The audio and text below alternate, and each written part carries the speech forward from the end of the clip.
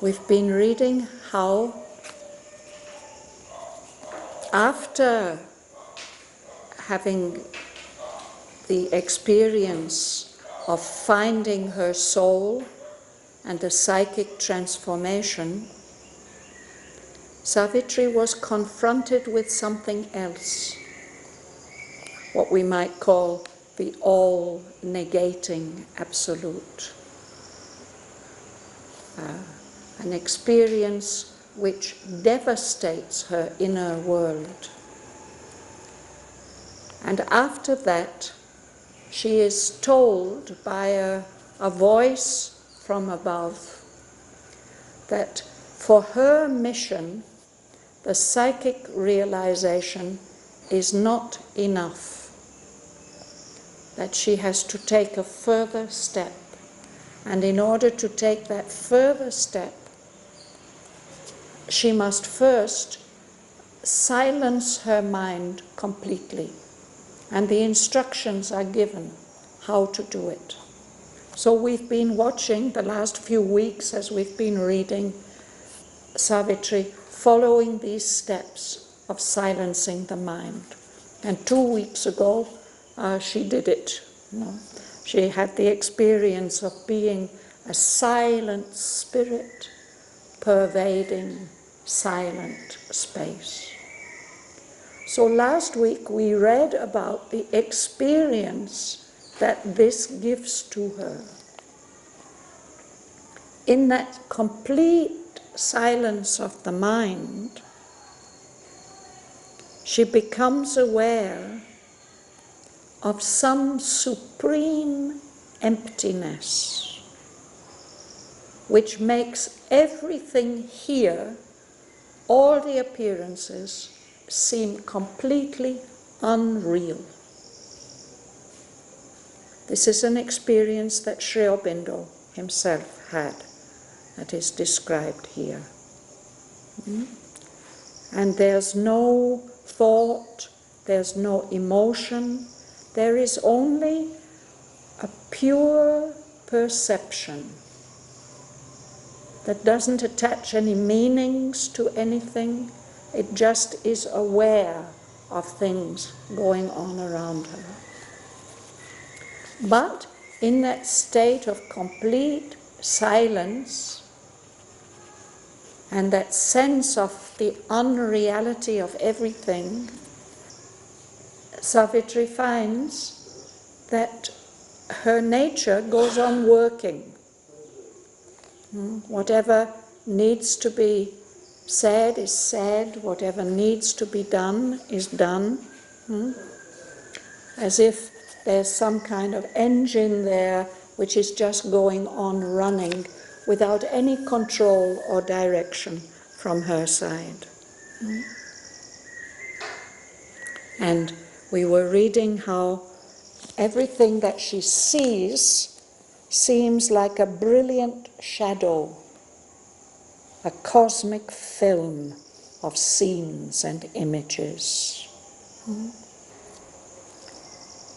The forest with its emerald multitudes, clothed with its show of hues, vague empty space. A painting's colours hiding a surface void that flickered upon dissolution's edge. The blue heavens, an illusion of the eyes, roofed in the mind's illusion of a world. The men who walked beneath an unreal sky seemed mobile puppets out of cardboard cut and pushed by unseen hands across the soil, or moving pictures upon fancy's film. There was no soul within, no power of life. the brain's vibrations that appear like thought, the nerve's brief answer to each contact's knock, the heart's quiverings felt as joy and grief and love, were twitchings of the body, their seeming self. That body, forged from atoms and from gas, a manufactured lie of Maya's make, its life a dream seen by the sleeping void.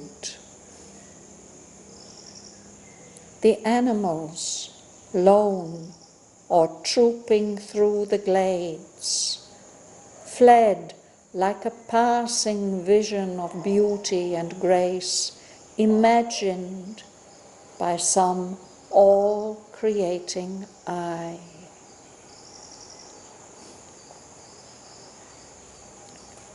Yet something was there behind the fading scene.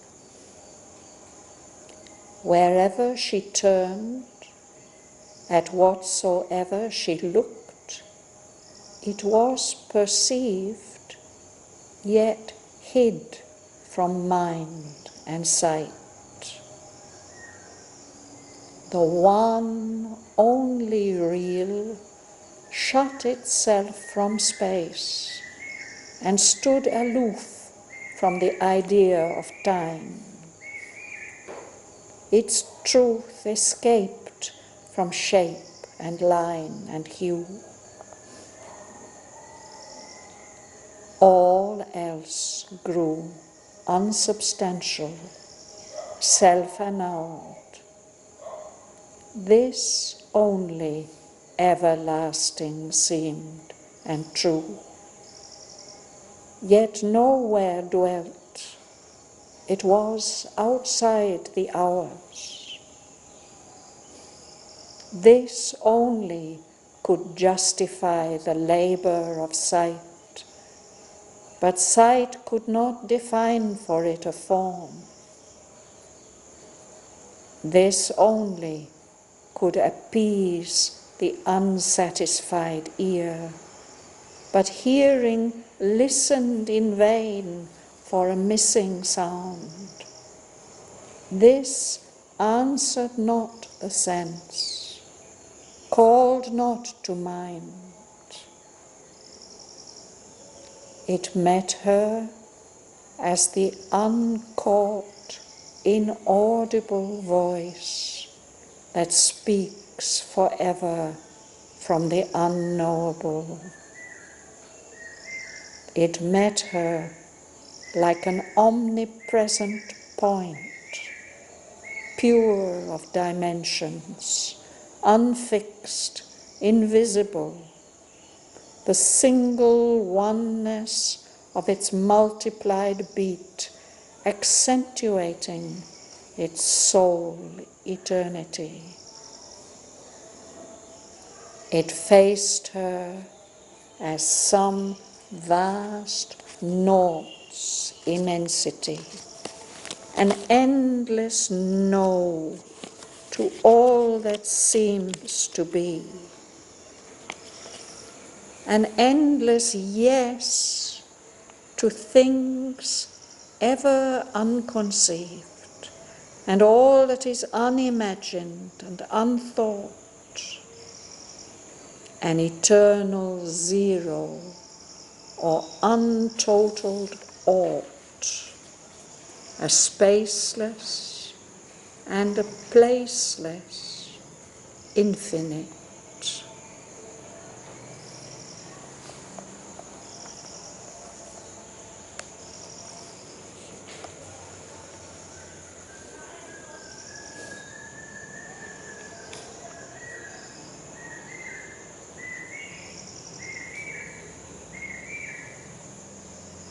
Sri Aurobindo is describing, evoking for us an experience which is very, very difficult for us to conceive of or imagine. And yet this experience has been the goal of so much spiritual aspiration and effort and tapasya through the thousands of years. For many, many spiritual speakers, this experience represents moksha, liberation, the goal of yoga, because it's the liberation from the illusion of the senses, the illusion of the mind. For Sri Aurobindo, he called this his first major spiritual experience. And sometimes he called it his experience of nirvana. And sometimes he spoke of it as his silent Brahman experience. So it's the experience that when the mind is completely silenced and is no longer working, what is perceived first is this unknowable reality, as if the only thing which is real cannot be perceived, cannot be contacted.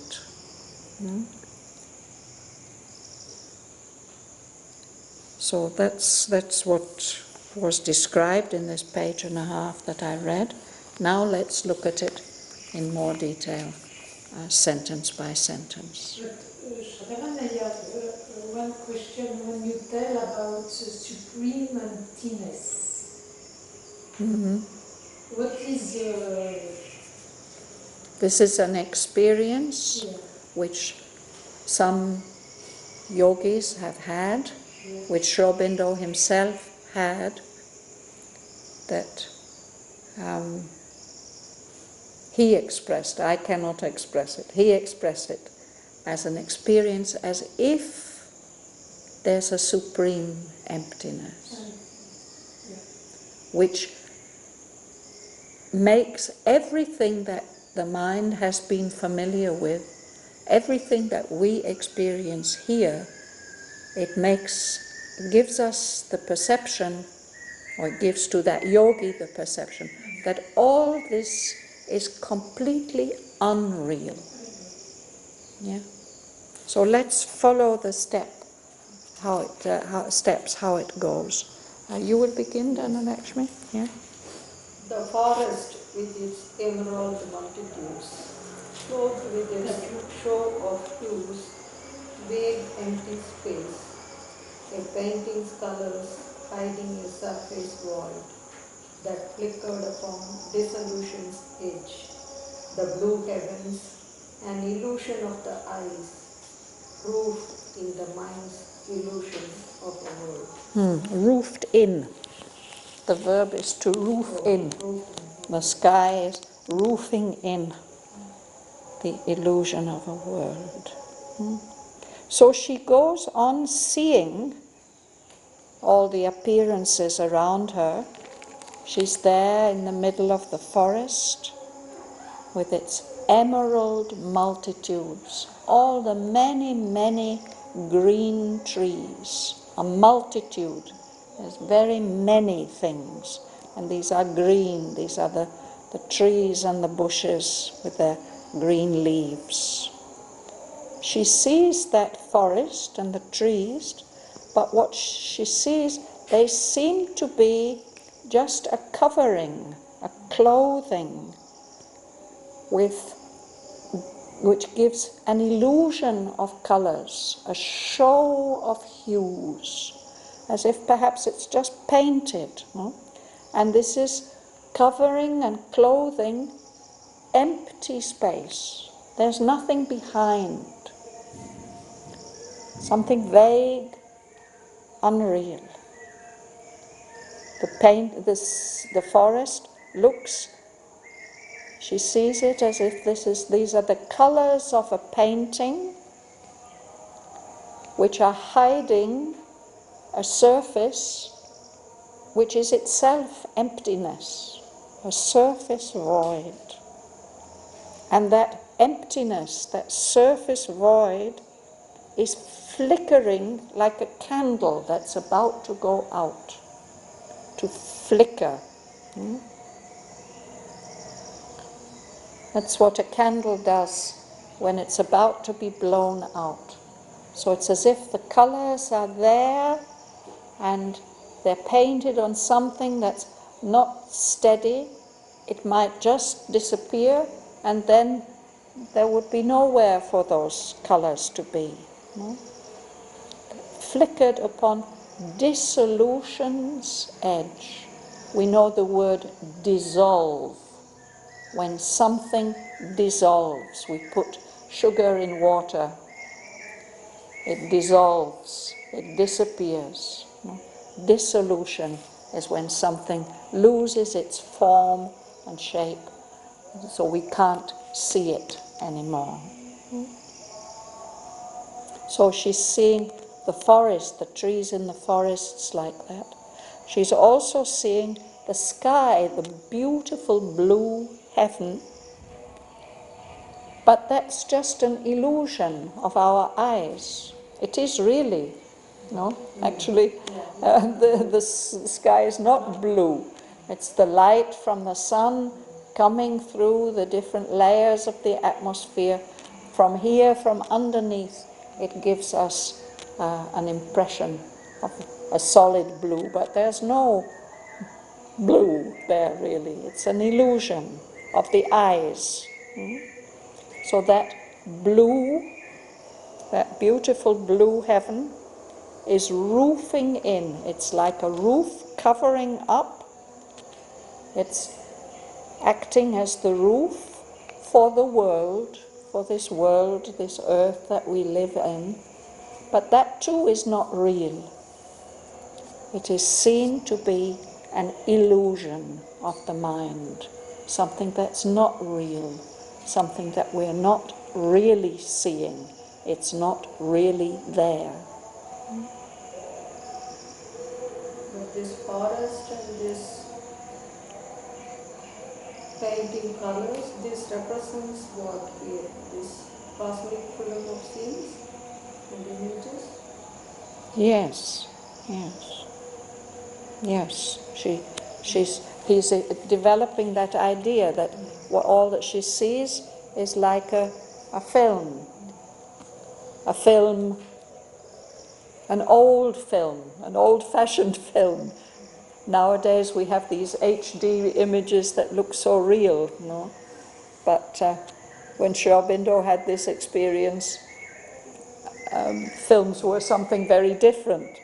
But that's what he felt like, that everything is like a flickering image, a cinema image which has no substance behind it. It's just flat. It's not real. And she sees people. That's in the next sentence, no? You will read, Suresh? The man who walked beneath an unreal sky seemed mobile puppets out of cardboard cut and pushed by unseen hands across the soil. Her moving pictures abound fancy's flame. There was no soul within, no power of life. Yes. So she sees people moving around beneath this unreal sky, but she sees them as if they are moving puppets. I don't know whether you've ever seen, perhaps in the villages here, perhaps they have, they put a screen, a white cloth, and a bright light, and behind the screen there's somebody that we don't see is pushing the puppets, the figures cut out. I had, not from here, from India, but from Indonesia once, a puppet from the Mahabharata, They would tell the people, show the shadows on the screen, and somebody is telling the story. You know that. So it is like that. She sees the people moving. It's as if they're just shadows on a screen. And something we can't see what is pushing them along, making them move. Here we have dolls in South India. Yes. Moving, the hands and legs are moving dolls actually. Yes. It is not cut out of cardboard. Cardboard, no. But he says cardboard to make it seem more unreal. Something that's cut out of cardboard, it's really has no substance. Or if they look like moving pictures, not even in a real film, in the kind of film that might pass across our fancy, our fantasy, our thought screen there. She's not aware of any real being within these forms. There was no soul within, and they are not really alive. She's not aware of any power of life in these moving puppets. It's a sense of complete unreality. Sarojini, you'll read the next sentence.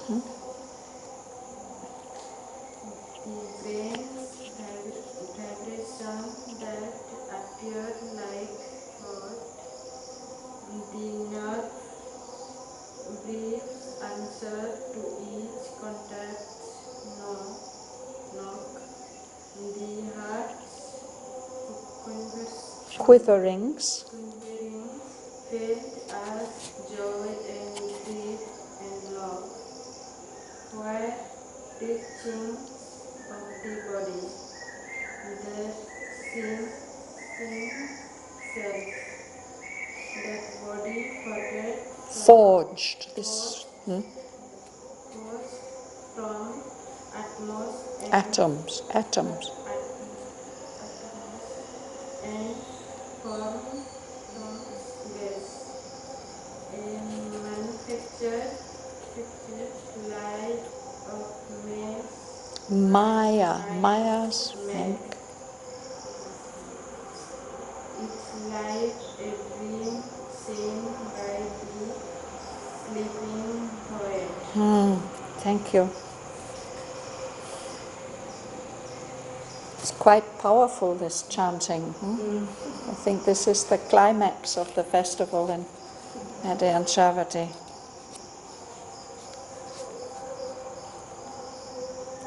So it's not only what is appearing, it is what is happening, the movements, the vibrations in the brain that normally appear to us as thoughts, and the kind of response that our nerves give. The nerves are always receiving impressions, sense impressions from outside us. So the nerves are responding to all the knocks that come, all the contacts from outside that come to us. And quivering is when something just moves very, very slightly. Our heart quivers like a leaf, maybe, with feeling, with emotion. We feel those quiverings of the heart as joy and grief, unhappiness and love. Now she's experiencing them as purely physical sensations, twitchings of the body, little movements of the body.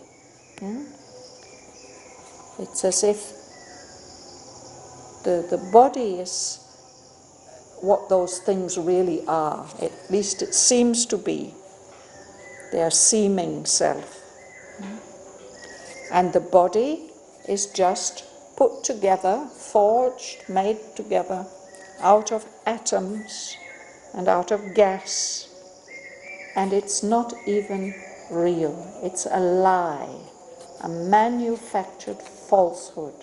It's been made by Maya, the power of illusion. So the people who had this experience, they concluded from this very, very powerful spiritual experience that everything in this world is in fact illusion. There's nothing real here. That's not Sri Aurobindo's conclusion, but he says it is a very, very powerful experience that comes when the mind first comes into contact with a higher reality that makes everything here seem unreal. And that can last for quite a long time. In his case, about 6 months. And yet the body went on doing what it had to do. He went on doing his political work. He went on managing a couple of newspapers. He was doing everything that he had to do. All that went on automatically without any impulsion from his will or his intention. And that's what he says Savitri is experiencing now. The animals learn are talking through the tracks, feel like a passive vision of beauty or grace, emerging by some all-creating eye. Yes. So she sees the animals in the forest. Some animals are alone, tigers or elephants, or sometimes they are trooping. There are many of them, like the deer. They will move around together, or many birds, through the glades where there's openings in the trees. A glade is a space surrounded by trees. So those animals, they pass quickly as if it's something that you think you see, a passing vision. They look beautiful, they look full of grace, but she experiences them as if they've just been imagined. Imagined not by a mind, but by an eye that sees. And that eye is seeing everything and creating it, but it's all only an imagination. None of it has reality. So that is how everything appears. And yet, Sri Aurobindo is going to tell us now, behind that, there's something else. Parry, would you read? Yet something was there, behind the painting scene, wherever she turned and whatever she looked. It was perceived, yet hid from mind and sight. The one only real shot itself from space and stood aloof from the idea of time. Its truth escaped from shape and line and hue. Thank you. There we will stop. Yes. So she's aware that there is something behind all these appearances. The fading scene, these things that she sees, which look as if they are just going to vanish, that they can't last because they are unreal. And yet, wherever she turned, whatever she looked at, she sees that something. It was perceived, that something. And yet, she can't see it. It's hiding from her sight, and it's hiding from her mind. She can't grasp it. That is the only thing that is real. the one reality, the one only real, and it's keeping itself separate from what we know as space and time. For us, everything happens in space and in time. And that reality was keeping itself separate from space and time. And that's the only thing that's real. So everything here in space and time felt, seemed unreal. It's very difficult. Hmm? It's very difficult. Yes, it's difficult for us if we haven't had that experience. And yet this experience has been had, and of course Aurobindo is describing it more fully than perhaps anybody else has ever done, but we know that this experience has happened to many great souls, and that it has had a very, very profound effect upon them, that after that they could never experience the world in the same way again. And the whole body of teaching that this world is an illusion, and that the only thing for us to do is to escape from that illusion.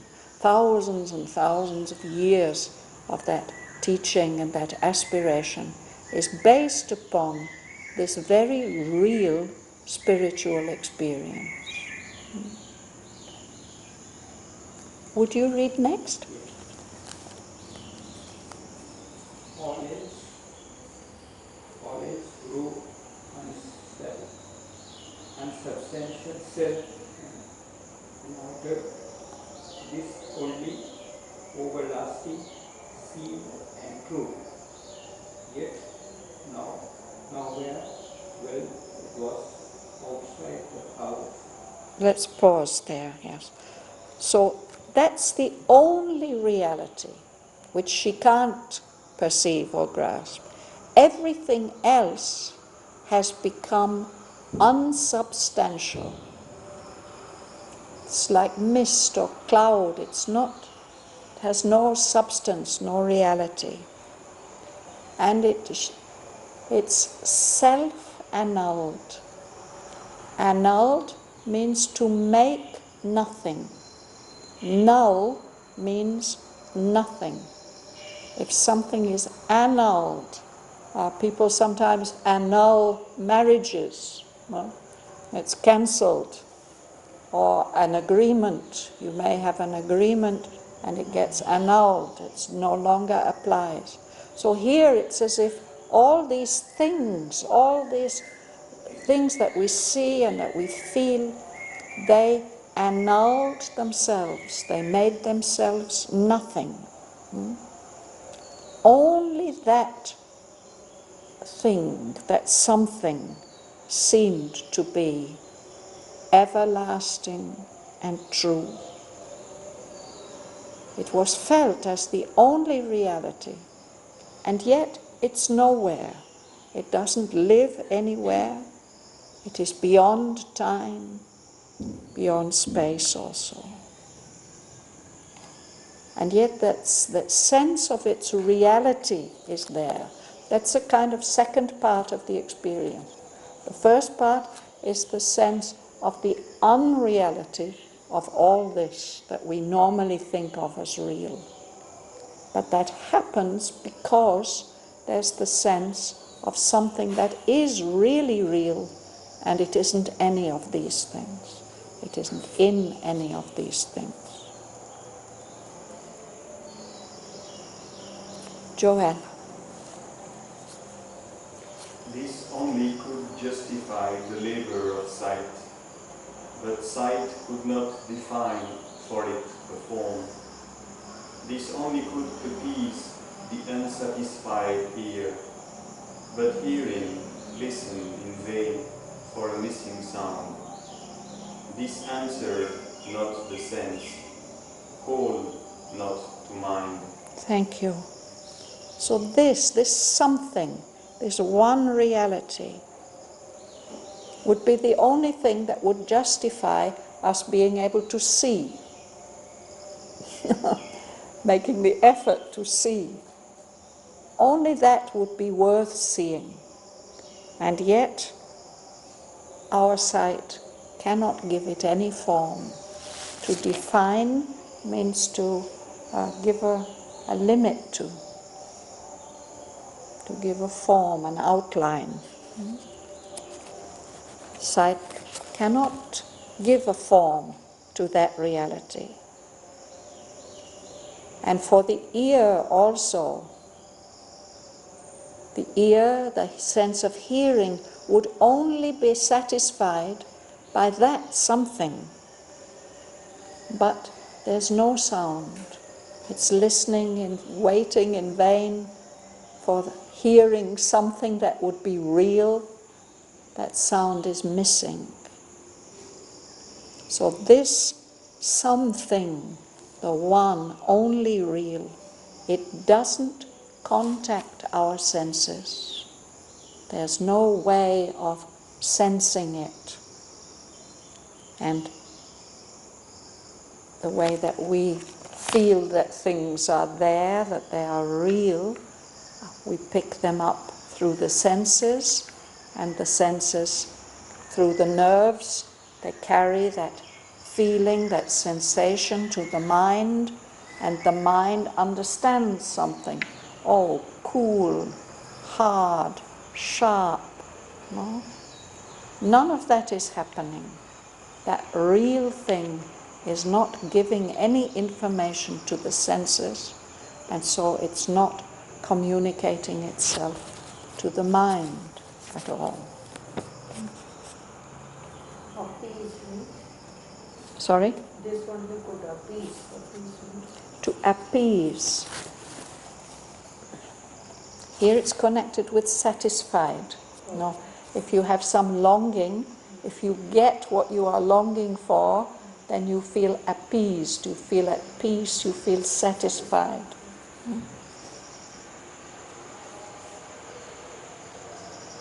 Dr. Palani. It metted an uncaught, inaudible voice that speaks forever from unknowable. It metted like an omnipresent point, pure of dimensions, unfixed, invisible, the single ones of its multiplied being, accentuating its soul eternity. Yes. So this something, how does she know it? No? It met her as a voice that she can't hear, that is unhearable. And that voice is always speaking. She feels that voice is always speaking to us, to her, but from the unknowable. So we can't catch what it's saying. What it is saying is inaudible. It can't be heard by us. And she's aware of it. It met her like an omnipresent point. If you study geometry in school, they will tell you about points. A point is something that has no dimensions. And a line is made up of points, and it has only one dimension.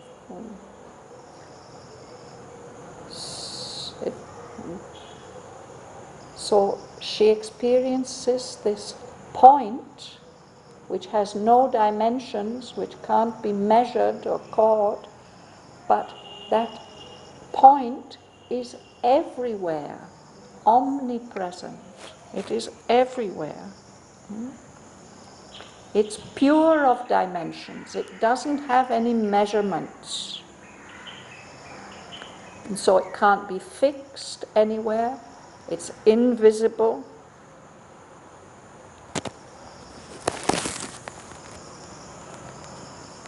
That one point repeats itself over and over again. It's multiplied beat. But the fact that it's just that one point without any dimensions is repeating itself over and over again accentuates, it points out very forcefully, it shows that that is the only thing that is everlasting and real.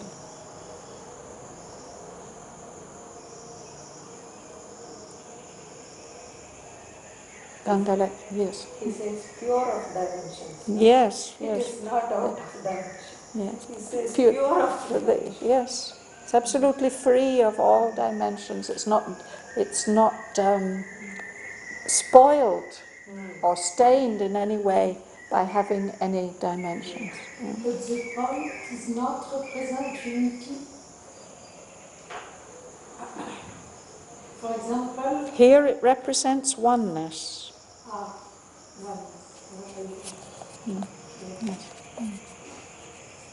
You will read? Yeah.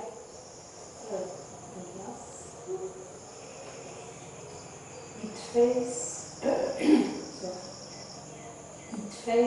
as some vast notes, immensity, an endless no to all that seems to be, an endless yes to things ever inconceived, and all that is unimagined and untold, an eternal zero or an total force, the spaceless and the placeless infinite.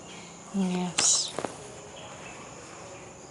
So this is how she sees it, perceives it.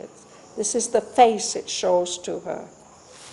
It's something vast, but a vast nothingness. All the immensity, immense is another word for huge, for very, very big, vast. It's nice to learn all these different words that have similar meanings.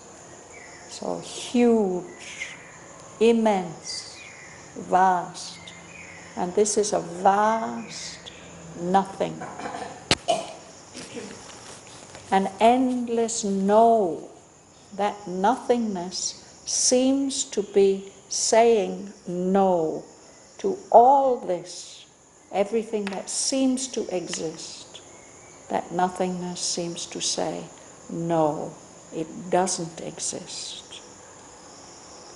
But at the same time, it seems to be saying yes to all kinds of things that do not seem real to us, to the things that we have never thought of, never can be thought of.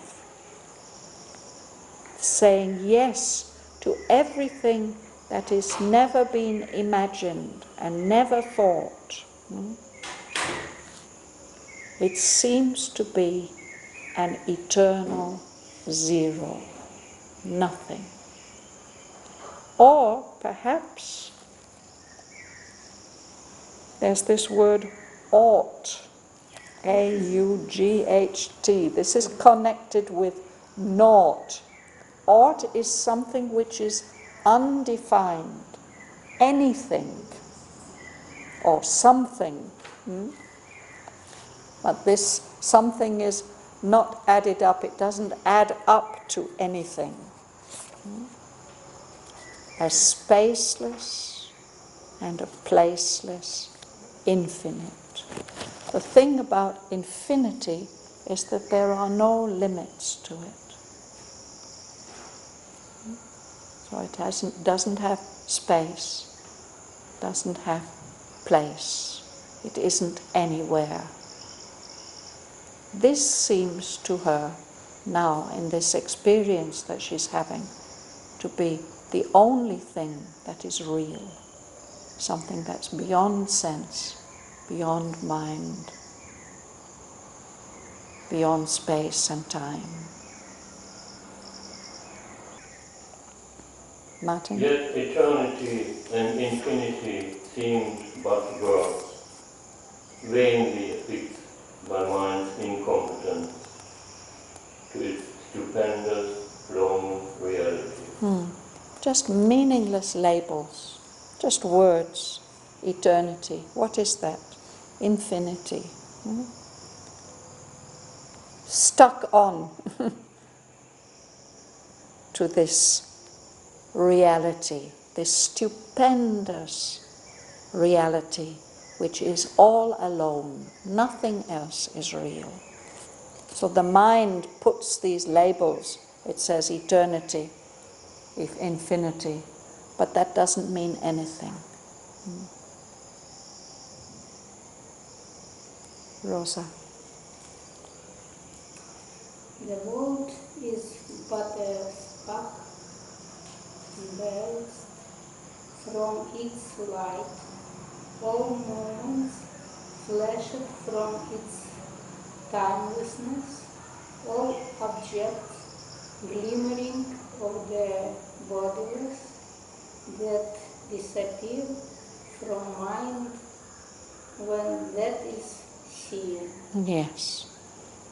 So this world, all that seems real to us, is like just a little flash, a spark bursting out from the light of that reality, just for a minute.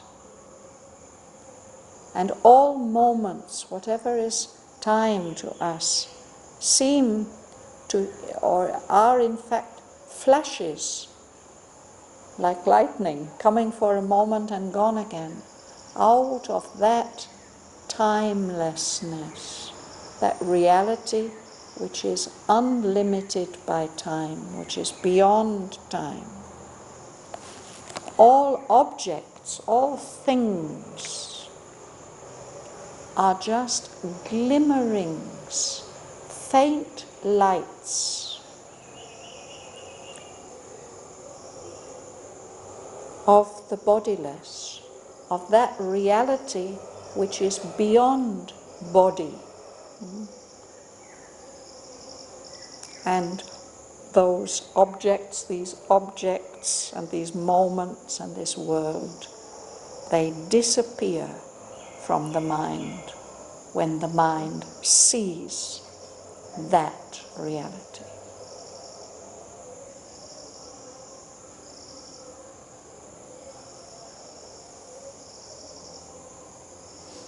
So today it was very difficult. When we die and we are bodiless, do we know in our subtle This is beyond that subtle body that we have. even beyond subtle? Yes, yes. This is beyond space and time and manifestation, everything. I don't know if subtle body has time or not. Yes, it has a different kind of time and a different kind of space. Otherwise there wouldn't be subtle worlds. So in Book 2, where Sri Aurobindo describes Asvapati passing through the different realms of existence, he has an experience which is something like this, but it is not yet this. This experience he has only in Canto 1 of Book 3, the pursuit of the unknowable. There he has it. And then immediately he's told, yes, this gives you freedom, but this is not it. This is not the end. You have to go further. So that was Sri Aurobindo's experience also. The state persisted for, as I say, about 6 or 7 months. And then when he was in prison, he had the experience which Savitri will have in the next canto, that this is an experience which happens to the mind when it gets silenced and it's not experiencing any of the things that it's used to. But the consciousness can experience something else. It can experience this reality. But we have quite a lot of Well, we don't have that. Yeah, we still have quite a few pages to read before Savitri will come to that experience.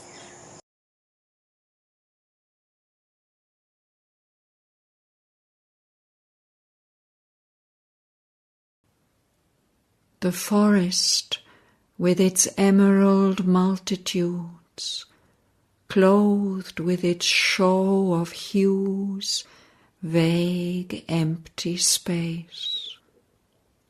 A painting's colours hiding a surface void that flickered upon dissolution's edge.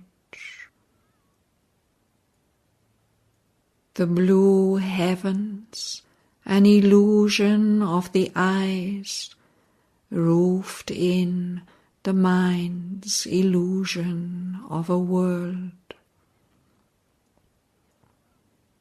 The men who walked beneath an unreal sky seemed mobile puppets out of cardboard cut and pushed by unseen hands across the soil, or moving pictures upon fancy's film.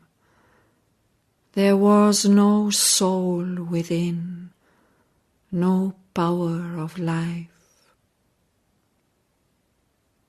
The brain's vibrations that appear like thought, the nerve's brief answer to each contact's knock, the heart's quiverings felt as joy and grief and love, were twitchings of the body, their seeming self.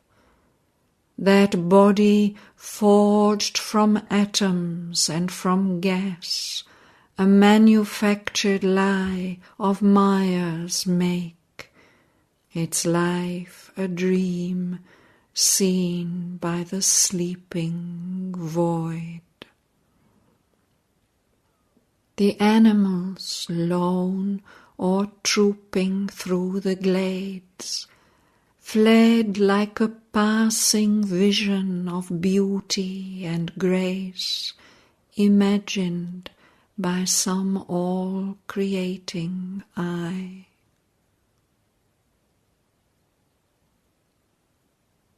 Yet something was there behind the fading scene. Wherever she turned, at whatsoever she looked, it was perceived, yet hid from mind and sight. The one only real shut itself from space and stood aloof from the idea of time. Its truth escaped from shape and line and hue. All else grew unsubstantial, self-annulled. This only everlasting seemed and true, yet nowhere dwelt. It was outside the hours. This only could justify the labor of sight, but sight could not define for it a form. This only could appease the unsatisfied ear, but hearing listened in vain for a missing sound. This answered not the sense, called not to mind.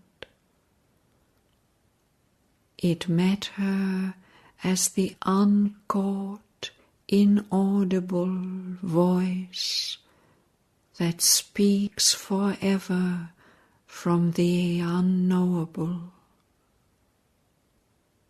It met her like an omnipresent point, pure of dimensions, unfixed, invisible, the single oneness of its multiplied beat, accentuating its sole eternity.